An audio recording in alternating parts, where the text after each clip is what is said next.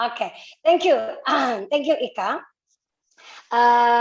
Tadi suara Ika agak sedikit putus-putus jaringannya karena mungkin jaringan internetnya kurang bagus sehingga yang lebih kedengaran adalah suaranya saya bukan suara gitarnya Ika katanya.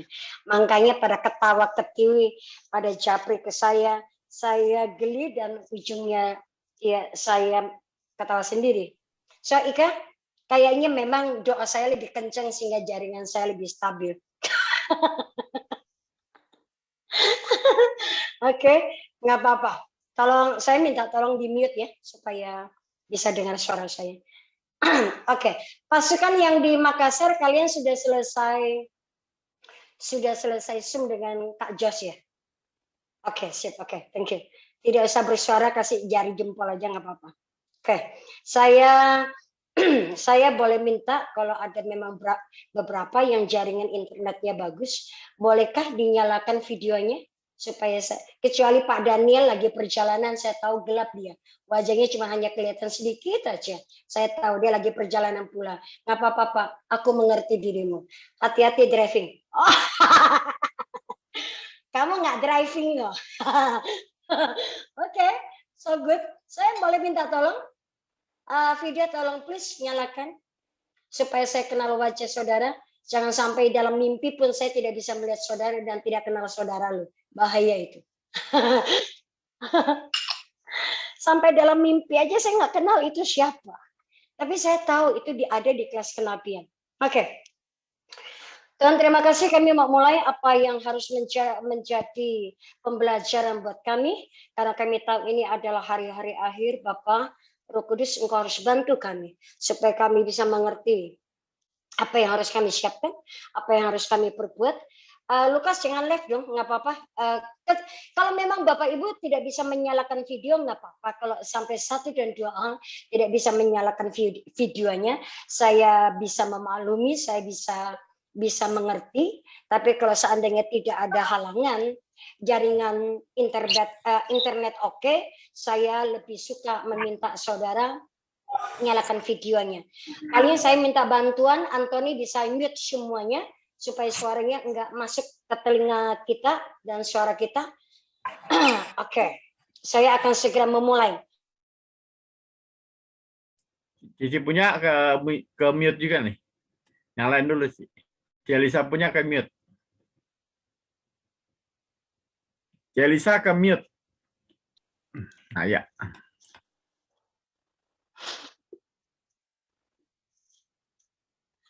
Sudah. Oke. Kalau gitu saya tahu wajahmu sampai dalam mimpi pun saya nggak bisa dilihat wajah saudara itu gimana sih? Coba. Saya sama. Oh my goodness. Oke. Supaya kenapa saya butuh minta video kalian dinyalakan? Satu tujuannya. Supaya saya boleh screening setiap saudara. Saya tahu kondisi saudara. Apalagi Ibu Patricia yang hari ini ulang tahun. Pasti beliau mau minta didoakan sama-sama yang ada di grup dan yang ada di Zoom. Oke, tapi malam hari ini saya mau cerita. Tema dan judul Zoom kita hari ini adalah tentang level kepenuhan di dalam roh. Oke. Ada 2 roh. Roh dengan R yang hurufnya besar adalah Roh Kudus, rohnya Allah itu sendiri. Sedangkan yang R kecil adalah R manusia kita. Me, myself, and you, dan saudara. Sekali lagi saya ulang, saudara kalau sedapat mungkin nyalakan videonya, tapi kalau nggak bisa juga nggak apa-apa. Jangan sampai terintimidasi. Saya mengerti setiap kondisi saudara. Oke? Hari ini tentang level kepenuhan roh. Dan kita tahu bahwa hari-hari ini adalah hari yang sangat paling ujung dan sangat terakhir. Setiap kita harus bergerak dalam kepenuhan Roh Kudus. Oke? Roh kita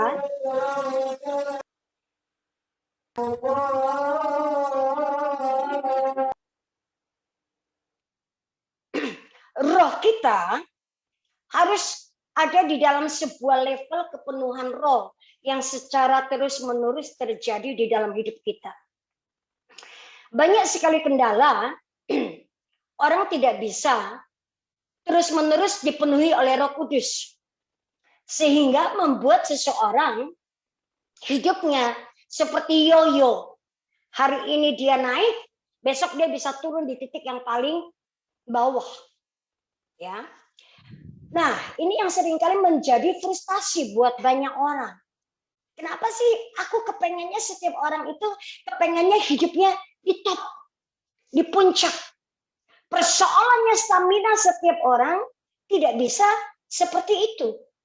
Ada kalanya dia di atas, ada kalanya dia ada di bawah, tetapi tidak pernah sampai mentok.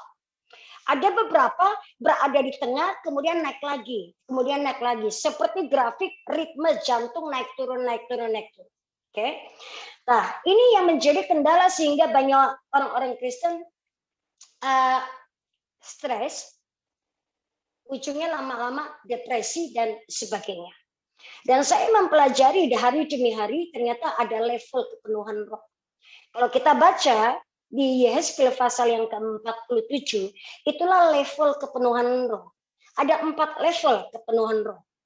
Mungkin hari ini saya bisa menjelaskan 2 level kepenuhan roh.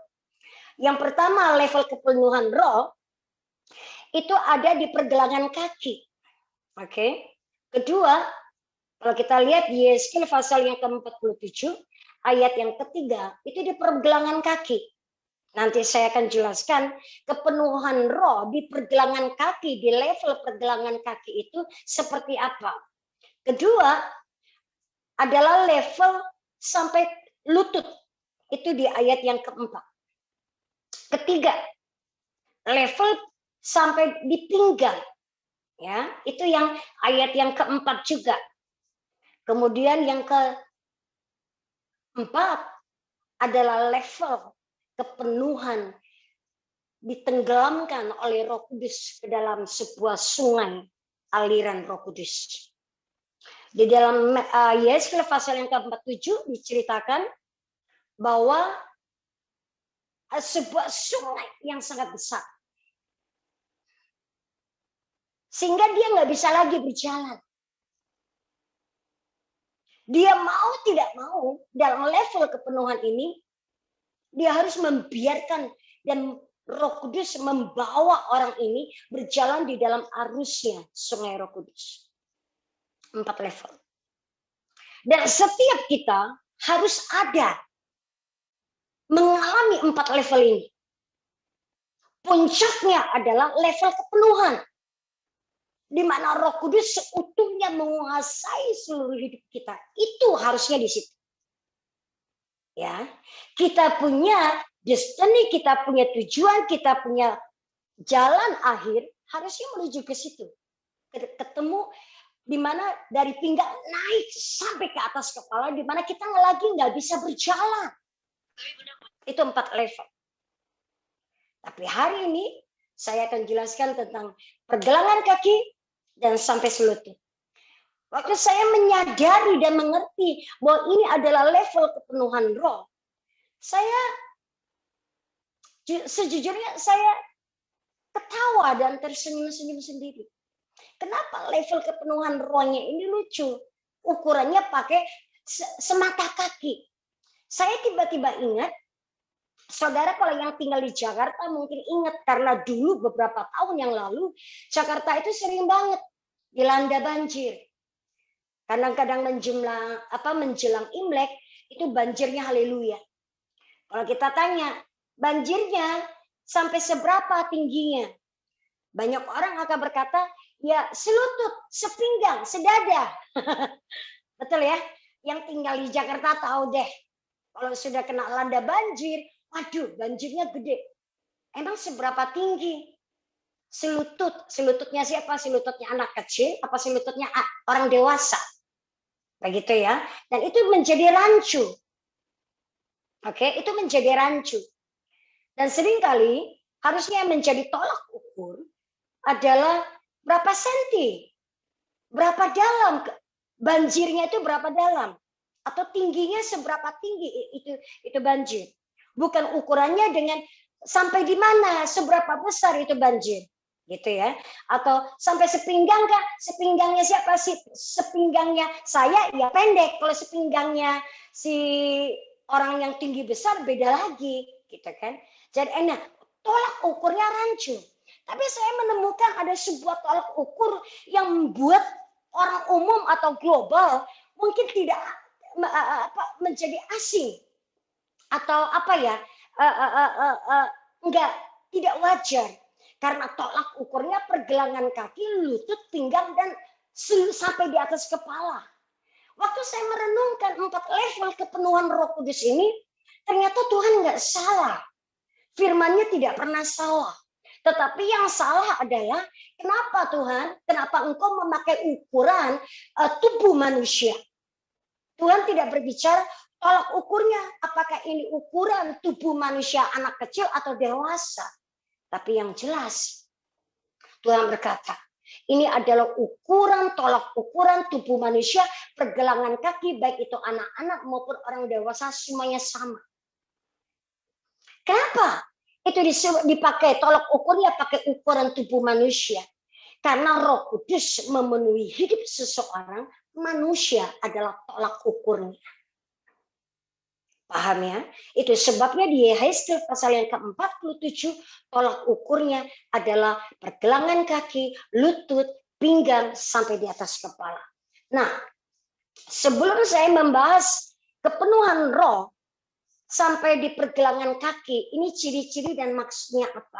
Saya mau kasih tahu, kenapa saya bahas tentang level kepenuhan roh. Oke, kita buka Efesus pasal yang ke-5. Bapak Ibu yang ada di rumah, saya minta tolong buka Alkitab supaya saudara tidak hanya sekedar mendengar saya. Mendengar nggak apa-apa, tapi kita harus biasakan diri kita, mulai disiplinkan diri kita untuk belajar. Itu akan jauh lebih baik. Efesus pasal yang ke-5, ayat yang ke-16 dan juga ke-18. Saya akan bacakan buat saudara. Efesus pasal yang ke-5, ayat 16 sampai ke-18. Dan pergunakanlah waktu yang ada. Karena hari-hari ini adalah jahat. Sebab itu janganlah kamu bodoh. Tetapi usahakanlah supaya kamu mengerti kehendak Tuhan. Dan janganlah kamu mabuk oleh anggur. Karena anggur menimbulkan hawa nafsu. Tetapi hendaklah kamu penuh dengan roh.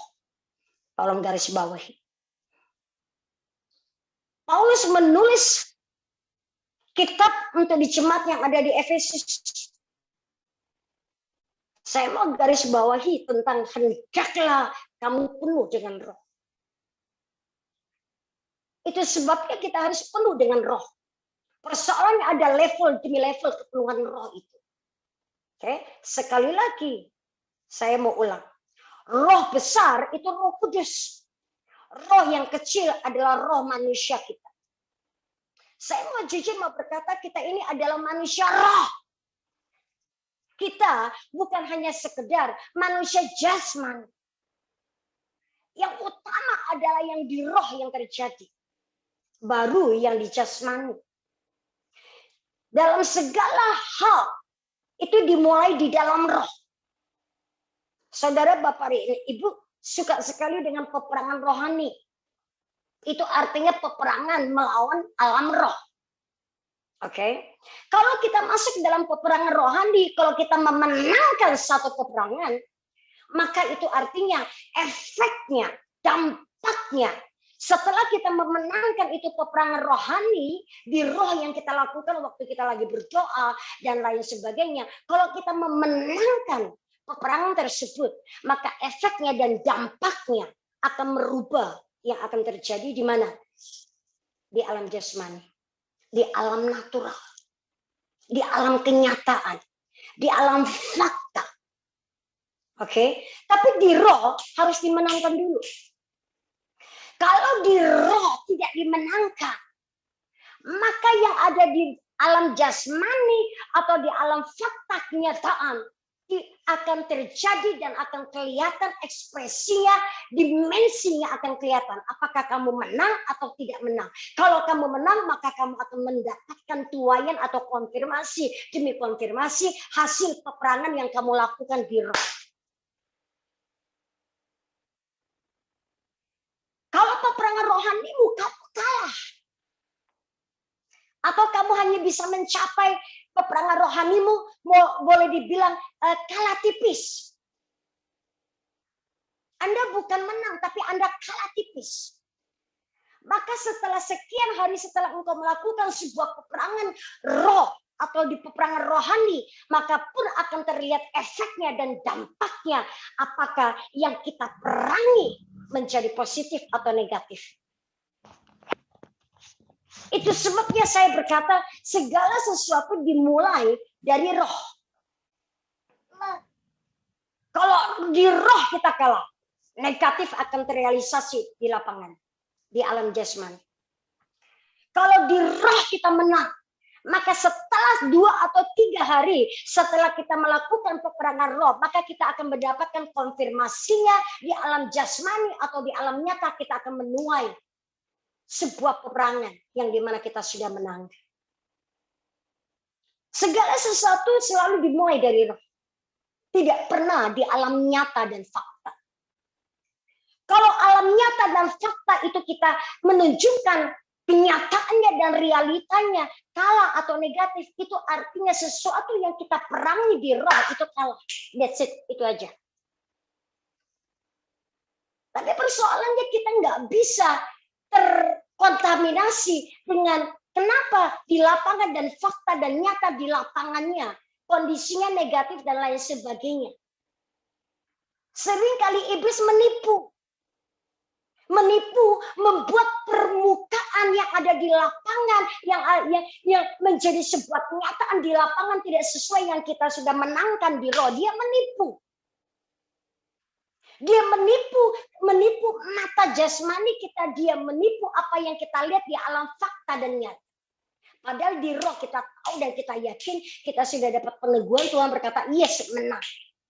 Harusnya setelah itu 2 hari atau 3 hari atau 1 minggu setelah kita melakukan peperangan rohani yang kita menangkan itu, jasmaninya harus mengikut. Tetapi kalau kita menemukan di lapangannya, di fakta kenyataannya, di naturalnya, di alam jasmaninya, memuncul sebuah hasil yang sebaliknya, maka engkau punya hak berkata kepada iblis, iblis engkau tidak bisa menipu aku. Karena sejujurnya iblis itu melakukan sebuah kamuflase. Mata jasmani kita gampang dikamuflase, ditipu. Sehingga kita melihat seolah-olah tidak menjadi kenyataan apa yang ada di roh. Waktu kita tahu dan mengerti bahwa di alam roh kita sudah menangkan dan harusnya di kenyataan dan lain sebagainya harus jadi seperti apa yang kata Tuhan, maka kita bisa menghardik iblis yang berkata, nyalah engkau dengan semua tipuanmu, dengan semua muslihatmu. Maka dia akan mundur. Dia akan pergi dengan semua tipu muslihatnya. Dan setelah iblis mundur dengan semua tipu muslihatnya, baru kita bisa akan melihat kenyataan di lapangan berubah. Dan itu tiba-tiba changing, berubah sedemikian rupa. Seturut dengan apa yang sudah kita menangkan, kita doakan di alam roh. Saudara pernah ngalami?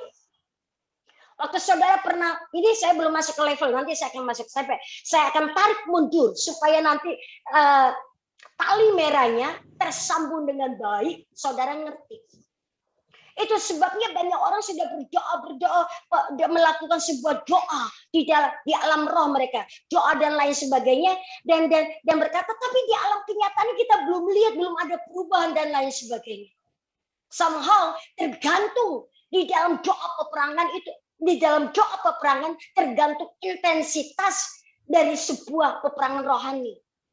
Kalau peperangan rohaninya semakin berat, maka semakin dibutuhkan waktu. Bagaimana di alam roh yang membuat yang jasmani, yang kenyataan itu menjadi nyata, persis seperti yang ada di roh. Tolong di-mute. Itu sebabnya Tuhan Yesus itu mengajarkan kita berdoa, Bapa kami yang ada di sorga, jadilah kehendak-Mu di bumi ini seperti yang ada di sorga. Kenapa? Karena patokannya adalah yang di sorga, bukan yang di bumi. Yang di bumi yang sekarang kita injak ini harus seperti yang ada di sorga. Bukan sorga turun menyerupai yang ada di bumi sistemnya. Bukan, salah.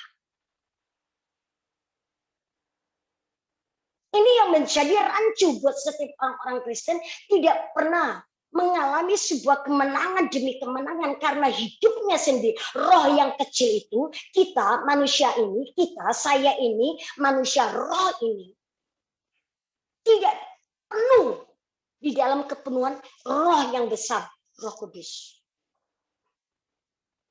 Nah, sekarang saya mau jelaskan. Saya mau bacakan Yeskil pasal yang ke-47. Saya sekarang mau masuk tentang level yang pertama ini. Yaitu level sepergelangan kaki. Saya tahu ada di ayat 3, tapi saya akan baca mulai dari ayat yang pertama dulu. Dengarkan baik-baik. Hari ini saya akan ambil waktu menyampaikan secara pelan-pelan, tidak akan terburu-buru, karena ini penting kita pahami. Lihat ya, Yeskil 47, judul perikopnya adalah sungai yang keluar dari bait suci. Kemudian ia membawa aku kembali ke pintu bait suci. Dan sungguh ada air keluar dari bawah ambang pintu bait suci itu. Dan mengalir menuju ke timur. Sebab bait suci juga menghadap ke timur. Dan air itu mengalir dari bawah bagian samping kanan dari bait suci itu, sebelah selatan mezbah. Lalu diiringnya aku keluar melalui pintu yang gerbang utara. Dan di bawahnya aku berkeliling dari luar menuju pintu gerbang luar yang menghadap ke timur. Sungguh air itu membual dari sebelah selatan. Sedang orang itu pergi ke arah timur dan memegang tali pengukur. Ada seseorang memegang tali pengukur alias ukuran. Ya, apakah itu penggaris atau ukuran atau apapun juga. Di tangannya. Ia mengukur 1000 hasta dan menyuruh aku, Yeskil, masuk dalam air itu.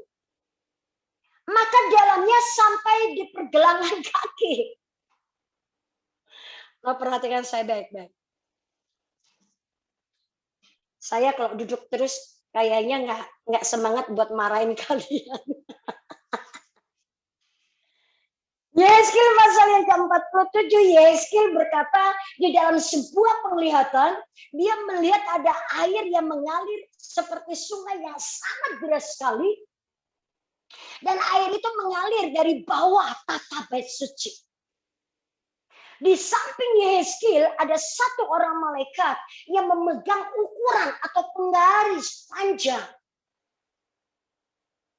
Pertama kali malaikat itu mengukur dengan tali ukuran, ternyata 1 hasta atau 1000 hasta, Oke, tali pengukur 1000 hasta, 1000 hasta. Saya nggak tahu 1000 hasta itu seberapa senti di Indonesia. Tapi yang jelas ada satu malaikat yang mengukur 1 hasta 45 senti. Wow, cukup berarti cukup dalam. Ini diukur 1000 hasta loh. Ini 1000 hasta loh. Ini 1000 hasta loh. Enggak salah kah 1 hasta 45 senti? Oke, diukur. Dalamnya itu 1000 hasta. Dan malaikat berkata kepada Yeskil, kamu coba masuk ke dalam genangan air itu. Waktu Yeskil masuk ke dalam genangan air yang besar itu yang mengalir lewat dari tata bait suci Allah. Firman berkata di ayat 3, di sepergelangan kaki. Oke? Dan menyuruh aku masuk ke dalam air itu, maka dalamnya sampai di pergelangan kaki. Yeskil loh. Itu berarti itu ukuran tubuh manusia yang sudah dewasa. sampai di pergelangan kaki. Nah, waktu saya merenungkan Tuhan, ini makna kepenuhan rohmu, makna kepenuhan sampai di pergelangan kaki ini buat siapa? Ini levelnya siapa? Ini levelnya seperti apa? Supaya kami ngerti, supaya kami tahu, supaya kami bisa bertumbuh, kami tidak hanya tinggal di level pergelangan kaki saja. Dan Tuhan mulai menjelaskan ke saya. Orang-orang Kristen yang sudah mulai bertobat dan ketemu dengan Roh Allah. Dan mulai dipenuhi oleh Roh Kudus. Mereka sudah mulai mengalami yang namanya perjumpaan dengan Roh Tuhan secara pribadi. Mengalami ada sukacita setiap kali menyembah, waktu datang ke gereja beribadah, waktu ada penyembahan, mereka sudah bisa merasakan akan hadiratnya Tuhan. Mereka sudah bisa merasakan sentuhan Roh Kudus. Dan waktu mereka lagi menyembah, mereka sudah tiba-tiba waktu mengangkat tangan memuji Tuhan, tiba-tiba mereka bisa merasakan Tuhan berbicara, Tuhan berkata, memeluk dia dan lain sebagainya. Tiba-tiba dia menangis. Orang Kristen yang pertama, kepenuhan di dalam roh yang hanya sampai di level pergelangan kaki. Mereka kadang-kadang bisa mendengarkan suara Tuhan, mereka bisa mendapatkan jamahan Roh Kudus kadang-kadang. Tetapi hidupnya seringkali kembali lagi ke dengan gaya hidup yang lama, jatuh lagi dalam dosa. Mereka belum punya sebuah rutinitas untuk punya hubungan yang dekat, yang intim dengan Tuhan dan lain sebagainya. Dalam 1 minggu, 2-3 hari mereka bisa kudus, kemudian sisa hari yang ke-6, hari yang ke-7 mereka jatuh lagi dalam dosa. Dan waktu mereka kembali ketemu hadirat Tuhan, mereka tiba-tiba bisa menangis dan bilang, Tuhan ampuni aku mau bertobat. Tetapi orang yang level pengurapan kepenuhan rohnya cuma sampai di batas pergelangan kaki, enggak punya sebuah ketahanan ataupun kemampuan atau kekuatan untuk mempertahankan kekudusannya, untuk mencari Tuhan dengan rutin dan lain sebagainya. 2-3 bulan bisa holy, sisanya selebihnya itu karena kesibukan, karena tekanan dan lain sebagainya, mereka sudah lupa. Tapi pada waktu ada hadirat Tuhan, waktu mereka masuk ke dalam sebuah perkumpulan atau sebuah komunitas di mana Roh Tuhan turun, tapi mereka bisa ngerasain mereka nangis.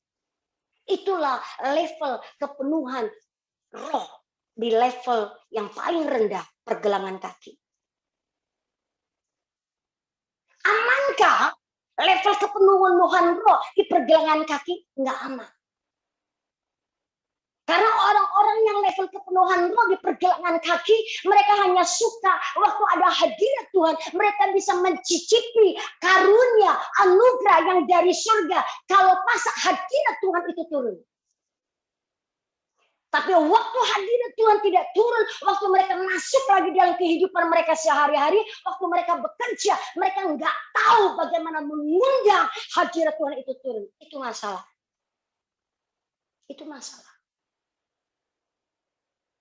Kalau hadirat Tuhan turun, mereka bisa mencicipi, mereka enak juga ya, asik juga ya, bisa obok-obokkan di air yang menyegarkan, yang menyegarkan sampai di pergelangan kaki. Saudara tahu air yang dibatasnya sampai di pergelangan kaki. Waktu engkau main air itu cuma hanya bisa membasuh air, bisa membasuh kakimu toh.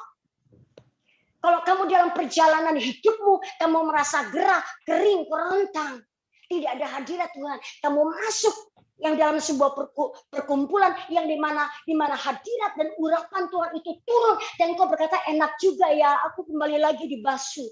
Tapi cuma hanya batas waktu ada urapan Allah turun. Level kepenuhan roh ini berbahaya. Why? Karena engkau hanya penuh sampai di pergelangan kaki, engkau bisa holy, engkau bisa kudus, engkau bisa mendengar Tuhan, engkau bisa mencicipi Tuhan. Waktu pengurapan Roh Allah itu turun. Waktu pengurapan tidak turun, engkau tidak bisa membawa turun itu pengurapan, kamu nggak bisa ngerasain. Kamu kembali ke manusia lamamu. Kamu kembali dengan gaya hidupmu yang sama seperti dunia. Imanmu kembali sama seperti dunia. Dengan cara berpikirnya dunia, dengan cara berpikirnya sistem dunia yang Babel. Nah, saya mau bilang, kalau saudara kepenuhan rohmu hanya batas di pergelangan kaki, dan engkau tidak pernah mau bayar harga, engkau tidak pernah mau berjuang buat untuk engkau masuk lagi dalam kepenuhan yang berikutnya, maka hidup saudara tanda tanya bahaya. Saya nggak peduli apapun karunia yang ada di kalian, yang saudara punya. Saudara masih ingat ada satu ayat yang berkata, waktu Raja Saul hendak menangkap Raja Daud. Waktu itu Raja Daud ada bersama dengan Samuel. Nabi Samuel dan para nabi-nabi muda sedang menyembah. Dan Saul mencoba mendekati tempat itu dan tujuannya untuk menangkap siapa? Daud. Dan tiba-tiba waktu kumpulan para nabi-nabi Samuel ini sedang bernubuat karena ada hadirat lagi turun. Mereka semuanya bernubuat. Waktu Samuel datang, Firman berkata, tiba-tiba Saul datang, tiba-tiba Saul itu juga ikut bernubuat. Tapi aneh, waktu Saul bernubuat, setelah selesai Saul ikut bernubuat, Saul telanjang. Sehingga ada ayat firman yang berkata, apakah Saul termasuk golongan nabi?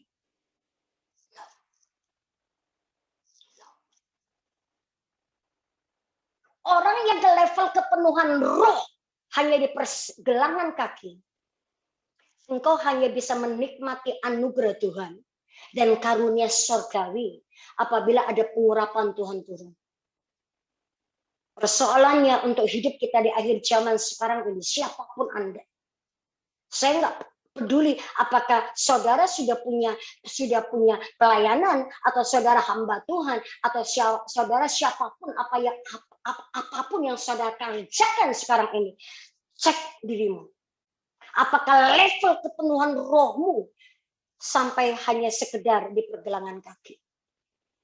Kalau saudara berada di level kepenuhan roh hanya sampai batas pergelangan kaki, maka itu sebuah kondisi yang sangat kritis. Karena tidak cukup. Sekalipun engkau bisa berbahasa roh dengan sangat kuat, karena itu tidak cukup. Engkau mungkin bisa dapat penglihatan sebentar-sebentar, engkau mungkin bisa dapat mimpi sebentar-sebentar, tapi nggak ngerti maksud arti dari mimpi itu. Itu di level pergelangan kaki. Dan saya mau jujur mau berkata dalam nama Yesus, saya melihat begitu banyak, hampir 70% orang-orang yang ada di dalam gereja, isinya adalah orang-orang yang kepenuhan rohnya cuma di level pergelangan kaki. Kalau kita sampai di level pergelangan kaki, ini nggak cukup dewasa untuk Tuhan bisa angkat kalau sampai Tuhan Yesus datang yang kedua kali. Karena Tuhan tidak mungkin menikahi seorang mempelai wanita yang cuma suka aja ngepek-ngepek, percik-percikan air, main di air. Kalau dia senang dia datang, kalau dia nggak senang dia pergi. Dia hidup dengan sesukanya, dengan cara gue, maunya gue. Nggak bisa. Nggak bisa. Kalau ada masalah, kena masalah baru kita berdoa cari Tuhan. Salah. Ini orang di pergelangan kaki ini. Kalau tidak ada masalah, semuanya so far so good, baik-baik saja, dia tidak akan pernah cari Tuhan. Ini pergelangan kaki. Ini bahaya. Dan mayoritas orang Kristen ada di sini. Sudah bisa berbahasa roh. Sudah kadang-kadang puasa. Rajin ikut komunitas. Rajin ikut ke persekutuan, doa persekutuan ini, persekutuan itu. Dari hari Senin ketemu dengan hari Minggu. Full. Jadwalnya full. Nggak usah ditanya, jadwalnya full. Dari jam 2 pagi sampai jam 5 sore dia ada acara. Kemana Bu? Persekutuan doa ini, persekutuan doa itu, persekutuan itu. Pergi besok lah. Rajin. Jangan ditanya soal kegiatan secara lahiriah, mereka rajin. Tapi level pengurapan di pergelangan kaki sangat berbahaya. Saudara mau tidak mau harus memaksakan dirimu untuk masuk yang lebih dalam lagi. Mau tidak mau. Suka atau tidak suka. So malam hari ini, itu sebabnya saya hanya kasih 2 level dulu. Pergelangan kaki dan selanjutnya naik ke lutut. Supaya kita bisa mengevaluasi, kita bisa mengkoreksi hidup kita tanpa kita harus menghakimi atau memakai telunjuk kita. Enggak, ini dia si A, si B, si C. No. Please, kita dengarkan dan kita koreksi hidup kita. Karena ini penting.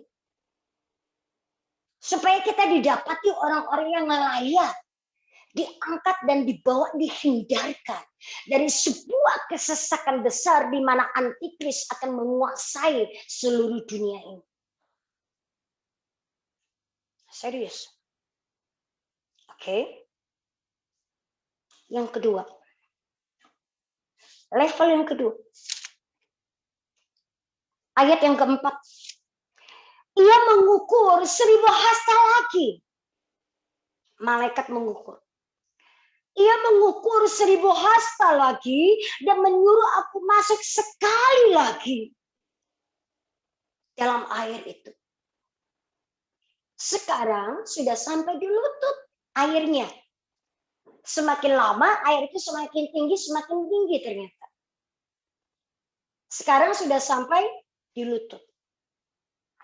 Ini level yang kedua. Level kepenuhan roh selutut. Di level ini orang tidak hanya sekedar mengikuti kegiatan komunitas untuk berdoa, perkumpulan doa dan lain sebagainya. Di level pengurapan roh ini, orang-orang sudah mulai dibawa oleh Tuhan ke dalam sebuah hidup yang bersyafaat. Gaya hidup yang bersyafaat. Di level ini orang-orang tahu, sudah punya kedalaman, sudah ngerti bagaimana menyembah Tuhan dan sudah mulai mengerti bagaimana bisa membawa turun akan hadirat Tuhan sekalipun di level-level tertentu. Di level ini setiap orang Kristen tidak hanya berpatokan atau hanya nunggu. Kalau kita lagi ibadah, kita lagi nunggu. Kalau tim worshipnya, tim pujiannya hebat dan lain sebagainya, timnya bisa full band dan lain sebagainya, pujian dan penyembahannya bisa naik bagus. Tetapi di level yang sampai ke lutut, engkau punya sedikit kedalaman dibandingkan mereka yang sampai di level pergelangan kaki. Why? Karena engkau sudah mulai ngerti bagaimana caranya menyembah Tuhan, bagaimana caranya kalaupun tidak ada musik, tidak ada full band, kamu bisa tahu bagaimana datang ke Tuhan, sungguh-sungguh menyembah, menaikkan 1-2 lagu sekalipun hanya pakai gitar, tapi engkau bisa merasakan Tuhan berbicara, Tuhan suka atau tidak suka, itu sampai di level lutut. Why? Kenapa sampai di lutut? Bukankah lutut ini juga identik orang datang merendahkan dirinya di hadapan Tuhan dan berdoa? Betul? Bukankah di lutut ini orang itu sudah mulai punya yang namanya kerendahan hati, sudah mulai bisa mengerti melayani dan melayani Allah dan manusia di lutut. Waktu ada kesulitan besar, waktu ada pencobaan, waktu ada sakit, penyakit, atau apapun, kekurangan uang, atau apapun, mereka tidak berteriak lagi, tetapi dia datang ke Tuhan dengan lutut. Dan dia tahu bagaimana dia harus datang ke Tuhan dengan lututnya, dengan doanya di lutut. Itu level kepenuhan roh di lutut. Dia lagi tidak terjebak oleh karena sebuah program gereja ini bagus. Di samping program yang kita pakai, kita tahu bagus, tapi kita datang ke hadapan Tuhan dan berkata, Tuhan, ini ada rencana, ada program untuk ini, dan untuk ini. Ini apakah engkau berkenan atau tidak? Itu pengurapan sampai level lutut. Engkau tidak lagi berjalan maumu sendiri, lari maumu sendiri. Karena kalau air sudah sampai di level lutut, engkau tidak bebas. Bahkan berjalan pun engkau sudah mulai tidak bebas. Engkau mau melakukan apapun, engkau mau pergi kemanapun, engkau tidak sejahtera kalau Tuhan berkata jangan, jangan. Engkau sudah mulai taat sedikit demi sedikit. Kalau enggak lupa, engkau akan tanya ke Tuhan. Kalau lupa, ya kamu tetap bablas. Itu sampai di lutut. Karena tetap biar bagaimanapun pilihan untuk taat atau tidak taat masih tetap ada di tanganmu. Tapi lumayanlah kalau dibandingkan dengan yang sampai di pergelangan kaki. Minimal sampai di lutut apapun dia akan cari Tuhan, dia akan berdoa, dia akan tanya apa yang menjadi rencana dan kehendak Tuhan yang sempurna. Paling tidak, dia tidak gegabah segala sesuatu. Dia mikir dengan logikanya, dengan cara berpikir manusianya, kedagingannya. Sampai di lutut lumayan. Serius benar. Lumayan. Saya lanjutkan lagi aja ya di ayat yang keempat. Karena di ayat keempat tuh ada 2 level. Saya lanjutkan aja ya. Nanggung soalnya. Di ayat yang keempat, sekarang sudah sampai di lutut, kemudian ia mengukur 1000 hasta lagi. Dan menyuruh aku ketiga kalinya masuk ke dalam air itu. Sudah tahu ayat yang keempat yang terakhir? Sekarang sudah sampai di pinggang. Saya lanjutkan di pinggang deh. Sekarang sudah sampai di sepinggang.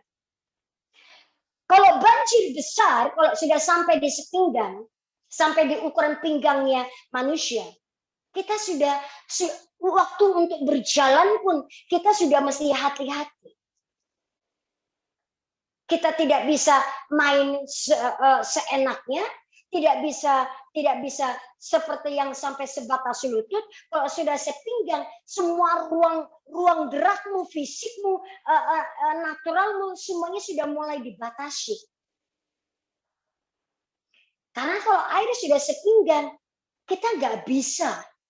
Mau tidak mau soal pinggang adalah ikat pinggang kebenaran. Saudara mau tahu level kepenuhan roh sampai batas pinggang? Saudara ingat akan bagaimana perlengkapan senjata Allah? Yang di pinggang itu berbicara tentang apa? Tentang ikat pinggang kebenaran. Betul? Hidupmu akan diikat oleh Tuhan dengan kebenarannya Tuhan.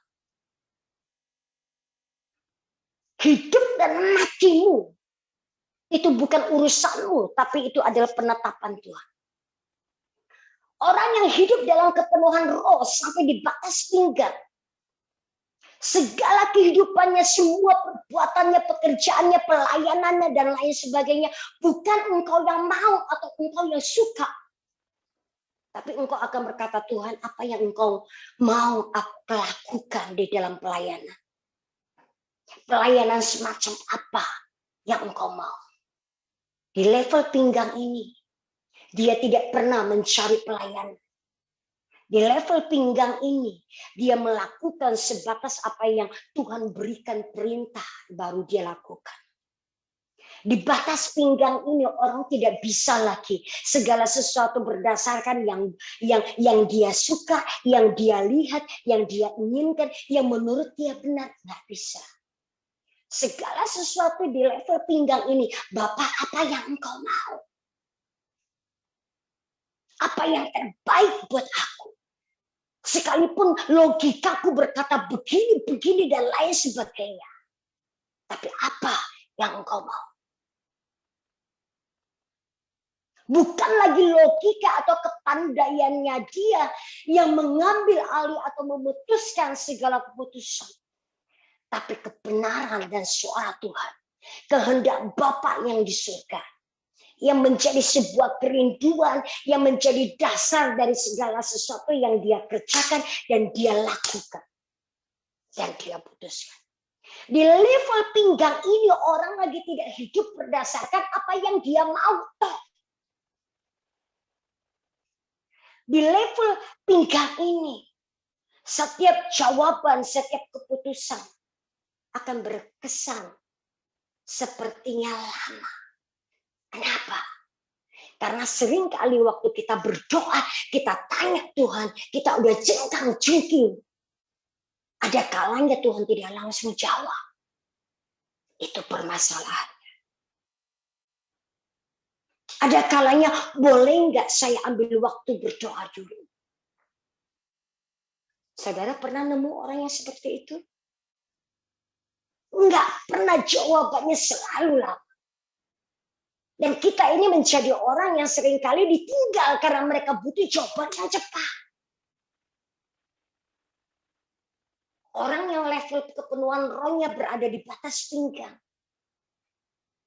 Dia tidak hanya sekedar apa kata pemimpin aja deh, gua sepakat. No. Betul kita harus sepakat dengan pemimpin. Tapi orang yang sudah berada level pinggang, dia tidak akan puas kalau dia tidak mendapatkan keputusan yang dari Tuhan, konfirmasi yang dari Tuhan. Tuhan maunya apa?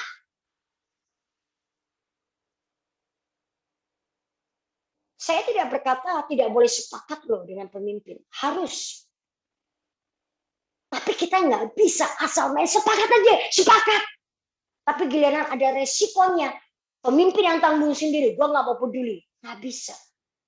Di pinggang ini, pengurapan sampai di pinggang ini, semua integritas sebagai seseorang yang bisa dipercaya dan lain sebagainya, baik itu karunia Roh Kudusnya maupun buah rohnya sudah mulai keluar dan kelihatan.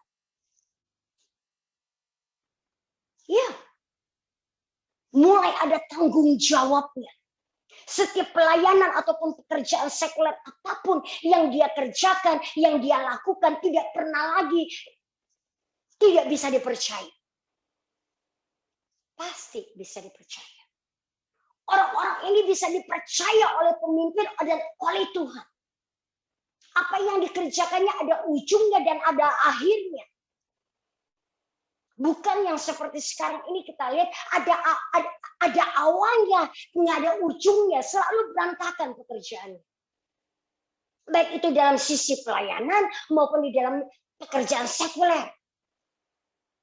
Orang yang kepenuhan rohnya sampai di pinggang, punya tanggung jawab. Baik dia bergerak dalam karunia roh, dalam karunia roh, baik itu karunia mimpi, karunia penglihatan, karunia kenabian, untuk bernubuat dan lain sebagainya, sudah punya level yang dimana dia berani menyatakan apa yang Tuhan mau. Dia tidak pernah lagi, aku masih bergumul, atau aku takut kalau orang tolak, aku takut kalau orang nggak percaya, aku takut kalau ditolak orang dan orang bilang sesat dan lain sebagainya. Di level kepenuhan roh di pinggang ini adalah sebuah dasar di mana kepenuhan dari kedewasaan mulai terlihat dan mulai muncul keluar dari seseorang Kristen, dari orang Kristen. Bukan sekedar dia menjadi orang Kristen, tapi dia orang yang sudah berjalan dengan Roh Kudus. Ada kepercayaan diri, ada kemantapan, ada konfirmasi di dalam manusia roh.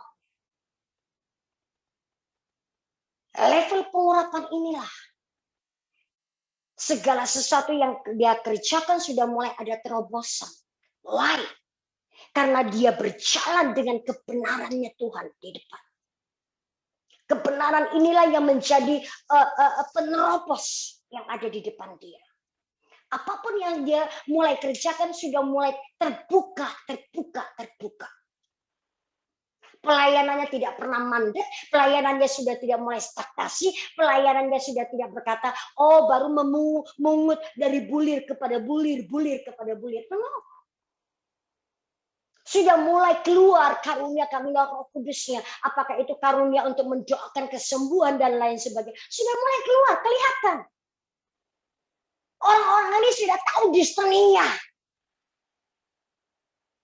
Sudah tahu apa yang Tuhan mau, panggilannya apa yang menjadi kekuatan di dalam rohnya, panggilannya, pelayanan. Orang ini sudah tahu, sudah sangat jelas. Kalau orang orang bangun rumah udah ketahuan. Ini rumah bentuknya apa sudah ketahuan. Apakah minimalis? Apakah ini gaya modern? Ataukah ini gaya Jepang? Apakah ini rumah gaya Eropa? Udah mulai kelihatan. Karena secara strukturnya sudah terbangun. Bahkan ada beberapa ornamen atau arsitekturnya luar maupun dalam sudah mulai ada. Kelihatan. Bagus atau tidak bagusnya sudah mulai tampak. Itu sebabnya kalau orang-orang datang dan minta didoakan, tanya destiny saya apa ya? Itu orang-orang. Bahkan sampai di pergelangan kaki aja kagak nyampe. Saya nggak tahu ukurannya di mana. Minimal orang-orang yang level kepenuhan rohnya sudah ada di pergelangan kaki. Minimal ya. Sudah ngerti apa destiny-nya. Minimal buat dirinya sendiri dia tahu. Orang yang sudah level kepenuhannya sampai di pinggang, dia sudah bisa punya kemampuan untuk melayani orang. Bukan hanya melayani orang lain, tetapi melayani dirinya sendiri dan juga keluarganya.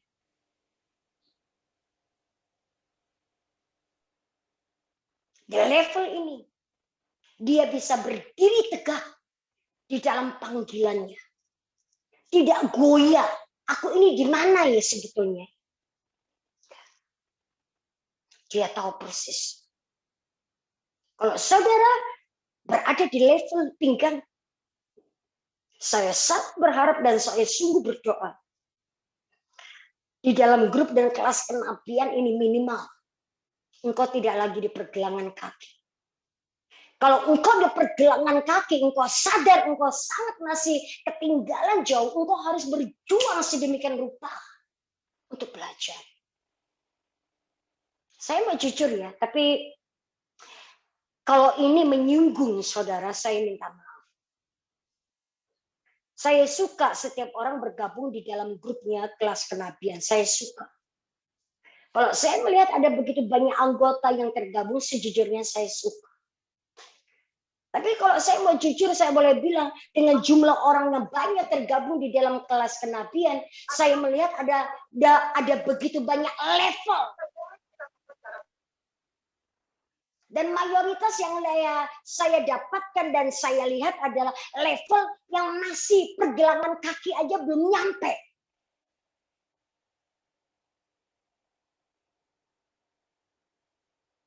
Seringkali banyak hal kita bahas di dalam grup. Dan beberapa di antara mereka tidak berani bertanya. Kalau dia nggak ngerti ini, dia nggak ngerti ini, dia nggak ngerti ini. Karena dia ketinggalan jauh.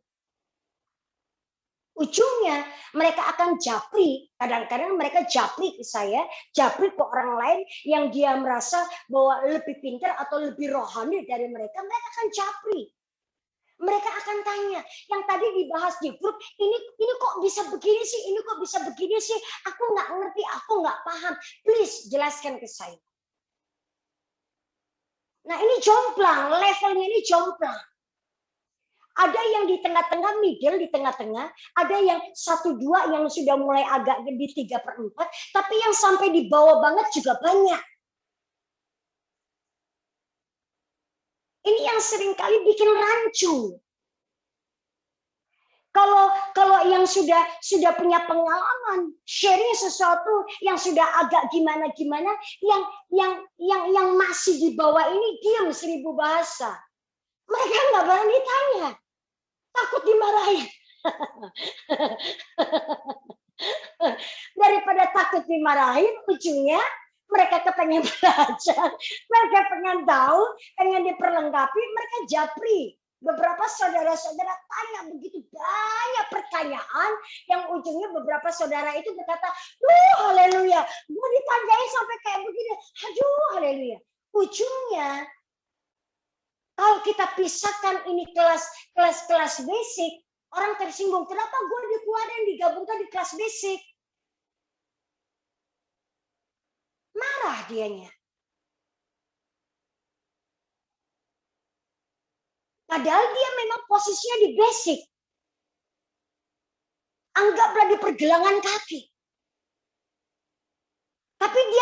mau dianggap digolongkan pergelangan kaki. Dia maunya dianggap sampai sepinggang. Tapi kalau kita sudah membahas tentang alam roh, tentang peperangan rohani yang sudah mulai agak atas, nggak mudeng tanya lagi. Ujungnya yang ada di grup itu harus mengulang lagi dari asal perjanjian itu begini loh. Perjanjian itu begini, fungsinya begini.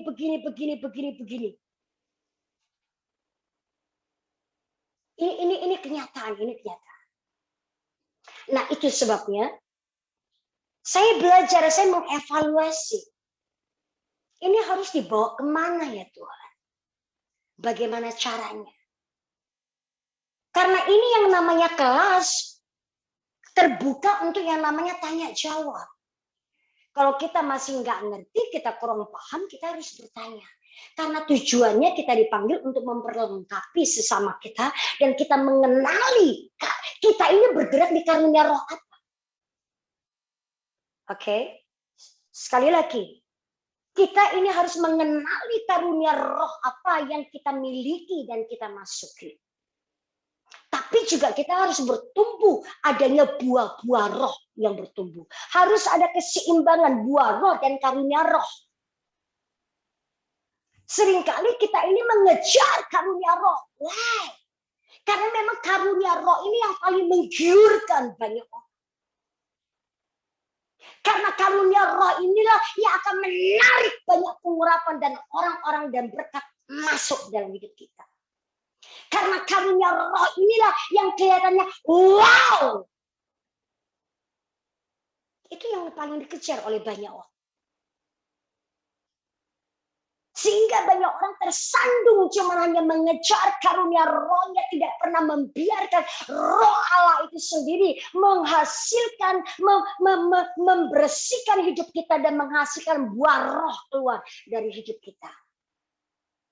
Sehingga tidak heran banyak orang yang punya karunia roh tetapi tersandung di buah roh. Tidak ada karakter, tidak ada integritas yang muncul. Karena dia tersandung dengan karunia roh saja. Nah, ini nggak bagus. Ini nggak baik. Kalau orang yang cuma hanya mengejar karunia roh, tidak pernah membiarkan Roh Kudus untuk memproses hidupnya, membersihkan hidupnya, memulihkan hidupnya dari semua luka ataupun trauma. Ujungnya Matius 7:21 berkata, Tuhan, bukankah aku melakukan ini? Aku sudah memberitakan Injil, aku sudah berdoa, aku sudah menyembuhkan orang yang sakit dan lain sebagainya. Tuhan berkata, nyala engkau, aku nggak kenal lu. Ujungnya ditolak oleh Tuhan.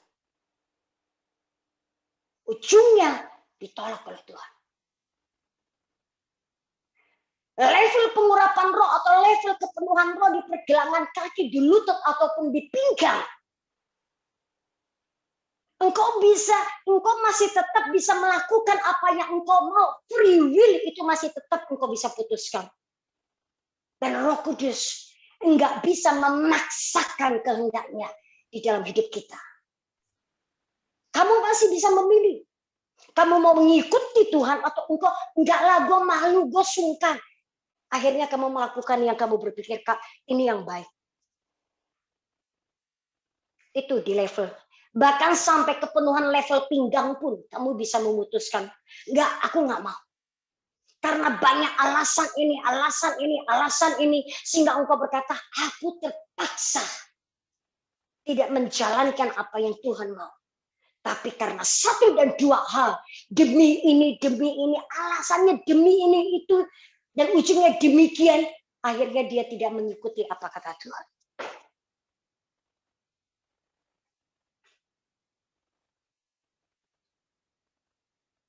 Kita itu seringkali berharap kepenuhan yang namanya kepenuhan Roh Kudus itu kita tidak semua keputusan dari free will-nya kita itu kita berikan ke Roh Kudus. Kita berpikirnya begitu. Kita ini bukan robot. Roh Kudus itu mengurapi kita, bukan merasuki kita. Beda dengan iblis. Iblis itu merasuki kita.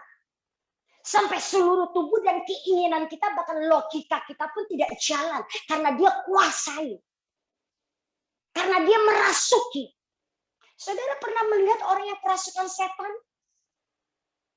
Beberapa tahun yang lalu saya pernah lihat, pernah tahu di televisi, stasiun televisi Indonesia, pernah ada acara yang dimana mempertontonkan orang-orang yang diuji nyalinya mengunjungi satu tempat yang diketahui dan sudah dicek ternyata tempat itu angker dan lain sebagainya. Dan ada orang-orang tertentu yang diundang. Berani nggak lo tinggal bermalam di tempat itu? Salah satu yang saya tahu adalah waktu di Kota Semarang ada ya namanya Lawang Sewu. Konon cerita Lawang Sewu itu adalah peninggalan baik itu Belanda maupun Jepang. Dan Lawang Sewu di bawah tanahnya itu ternyata ada terowongan yang cukup panjang. Dari satu titik bisa tembus ke perkantoran pemerintahan yang di seberangnya.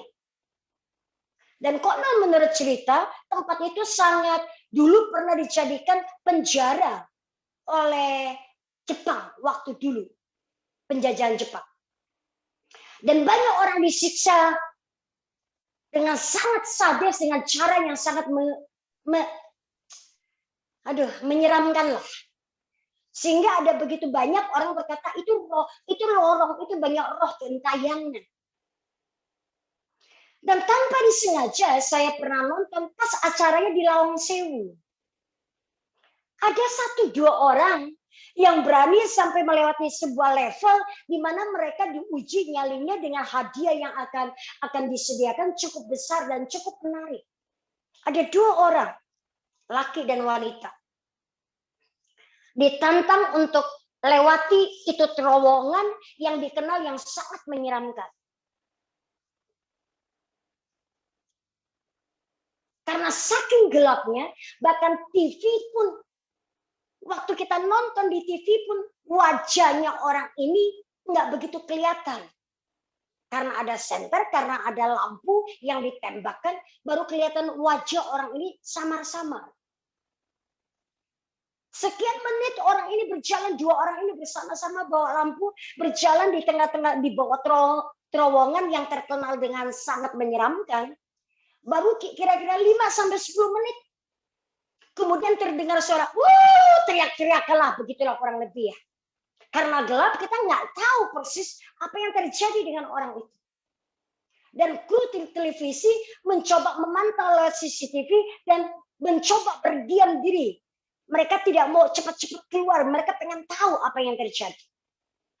Setelah 10 menit ditunggu, 15 ditunggu, kemudian 20 menit heboh. 2 orang ini berteriak mengerikan. Tiba-tiba 2 orang ini berteriak dan yang satu keluar bahasa Jepang, persis bahasa Jepang. Yang satu keluar bahasa Belanda.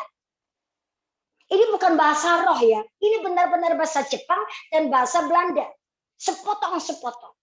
Waktu direkam di televisi, dia bilang, ini 2 bocah ini lucu. Wong ini nggak pernah ngerti bahasa Jepang, ini juga nggak ngerti bahasa Belanda, bisa ngomong bahasa Belanda. Bisa ngomong bahasa Jepang. Oke? Dan ada para ahlinya. Waktu acara ini disiarkan, ada ahli. Dan ahlinya itu yang bisa bahasa Jepang dan bahasa Belanda mencoba menerjemahkan apa yang keluar dari mulut kedua orang ini. Karena sudah lebih daripada 30 menit waktu mereka teriak-teriak dengan suara yang menggelegar, akhirnya setelah setengah jam lewat, hampir 40 menit nggak ada suara. Kru takut apa yang terjadi.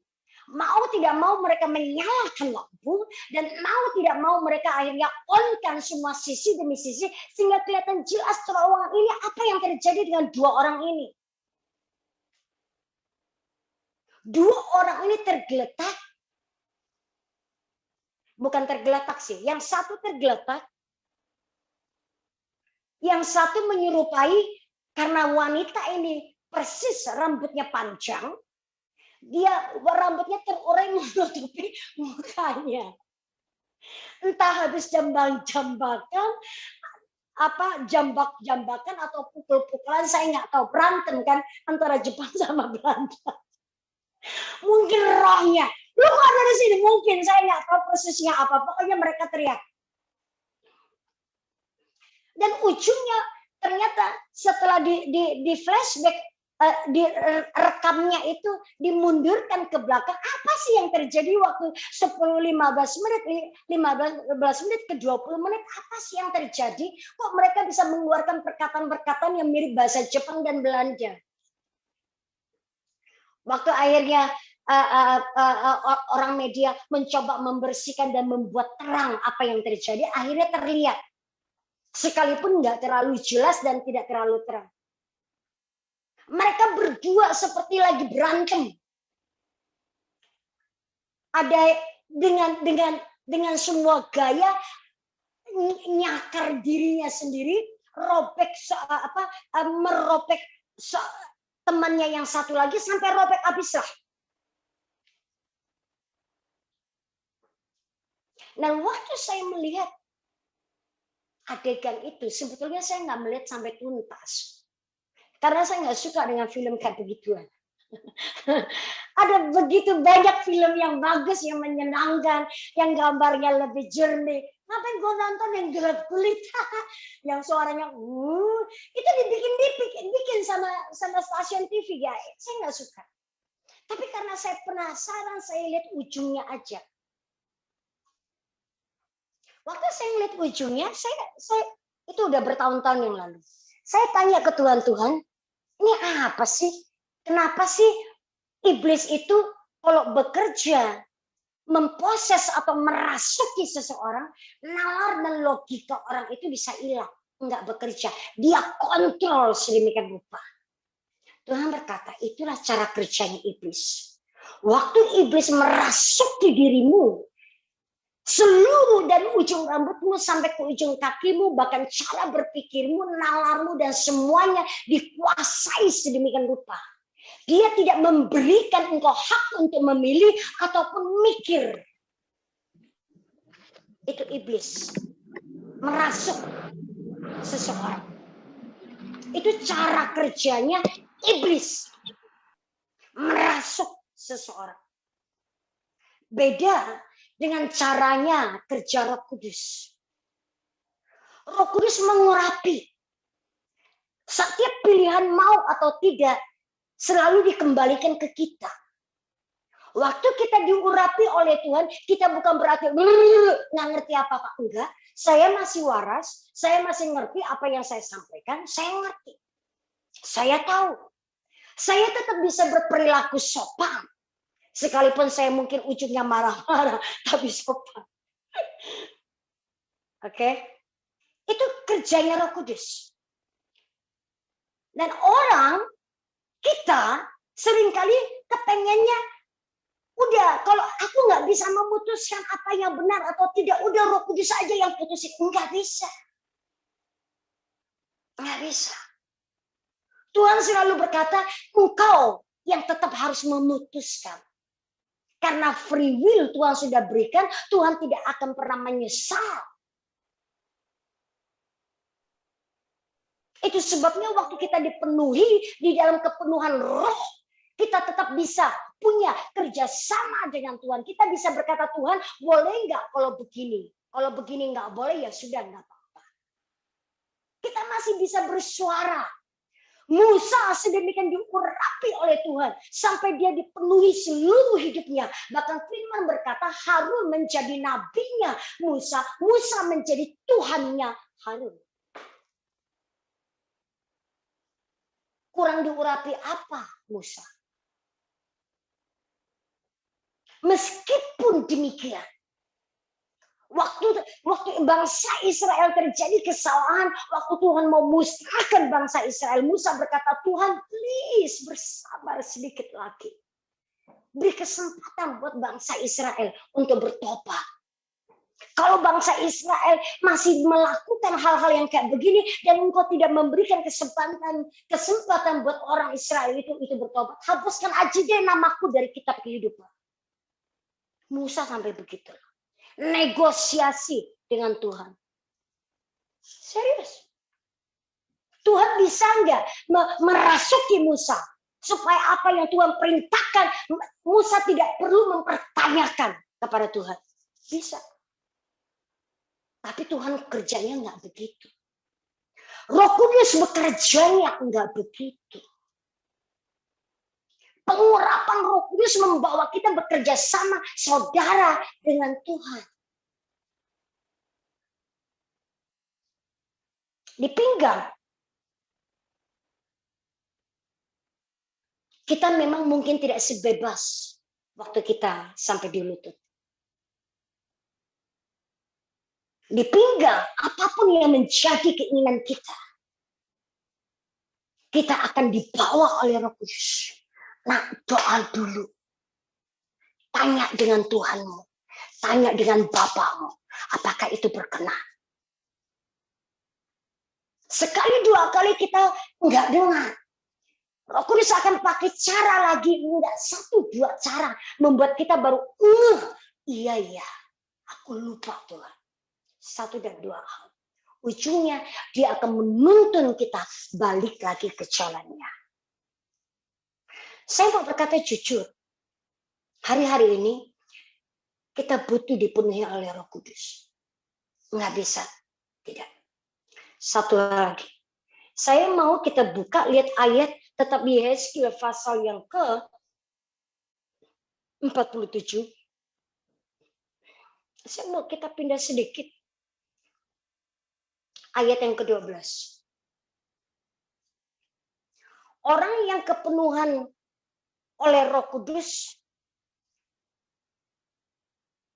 di level pinggang, di lutut, di pergelangan kaki, sampai nanti di atas kepala betul-betul full kepenuhan, sampai seperti mengalir, bisa berenang, bisa mengalir dengan aliran Roh Kudus di sepanjang sungai itu.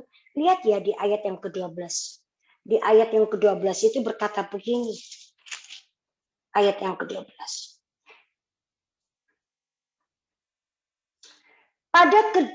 Pada tepi sungai itu tumbuh bermacam-macam pohon, buah-buahan. Yang daunnya tidak layu dan buahnya tidak habis-habis.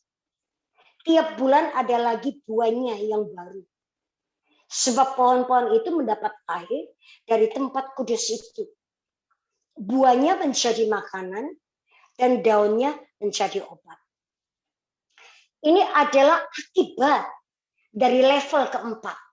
Yakni level kepenuhan orang yang sudah dibawa dan mengalir dalam aliran-aliran Roh Kudus. Manfaatnya orang yang sudah tenggelam di level 4 adalah mereka akan menemukan sepanjang aliran air sungai, pinggir kiri dan kanannya tumbuh sebuah pohon. Bukan sebuah, berbagai macam banyak pohon tumbuh di pinggiran-pinggiran sungai itu di mana air itu lewat. Ada kesembuhan, ada makanan. Orang tidak pernah akan mengalami yang namanya lapar rohani maupun lapar apapun. Mereka tidak pernah akan keluar. Selalu ada nutrisi roh. Ini saya cuma kasih spoilernya aja untuk level yang keempat. Besok saya akan buka lebih lagi kenapa di level yang keempat. Tapi satu hal saya mau kembali lagi. Level 1, 2, dan 3. Saudara kalau baca di level 1, 2, dan 3. Ada seorang malaikat yang memegang ukuran 1000 hasta. Dia ukur 1000 hasta, kemudian dia ukur lagi 1000 hasta, dia kemudian ukur lagi 1000 hasta. Apa sih makna 1000 hasta? Makna daripada 1000 hasta.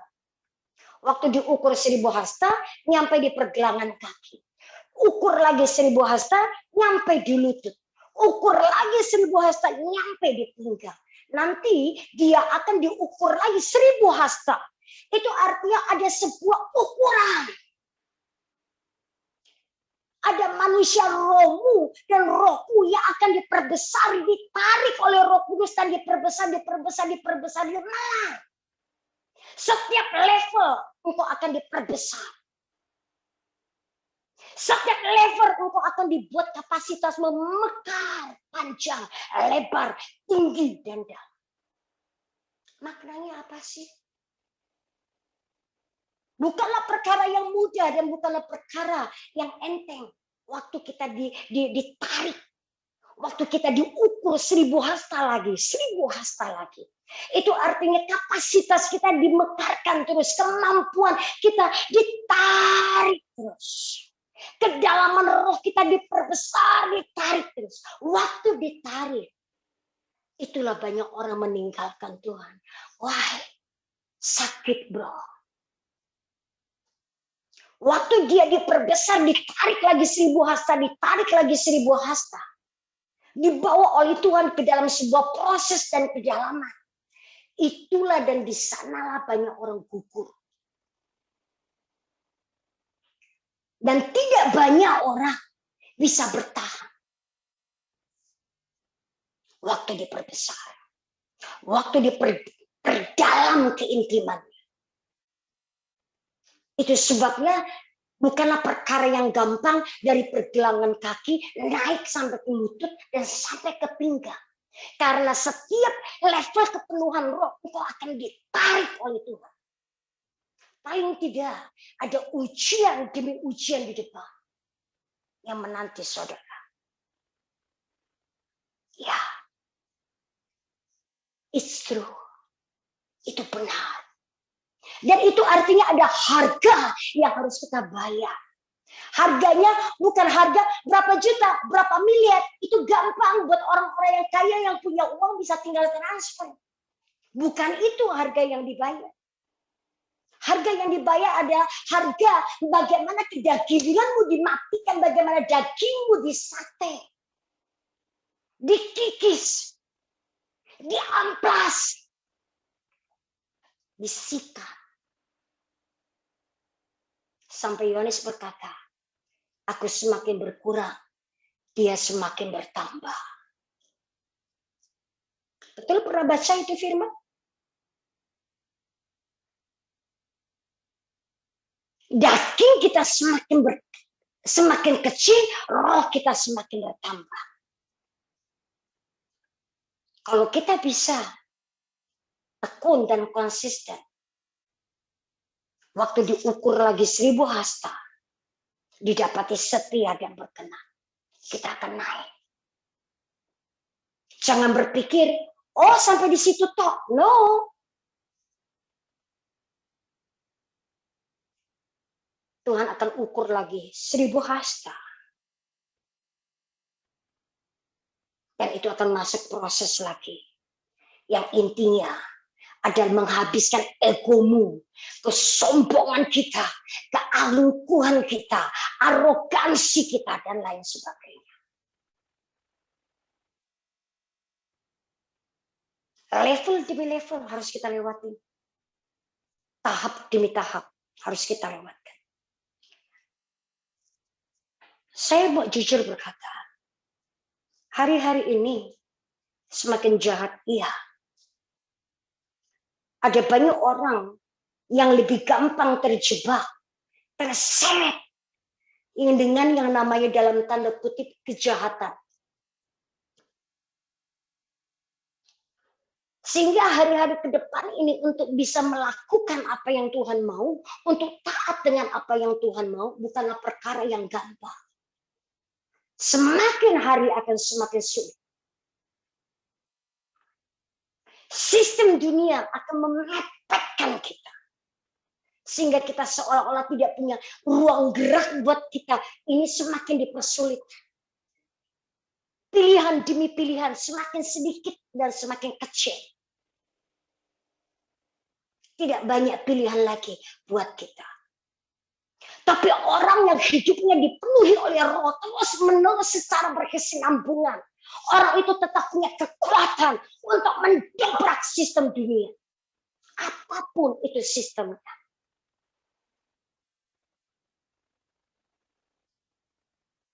Persoalannya kita harus membiarkan hidup kita terus dibawa oleh Tuhan dan diukur lagi 1000 hasta dan diukur lagi 1000 hasta.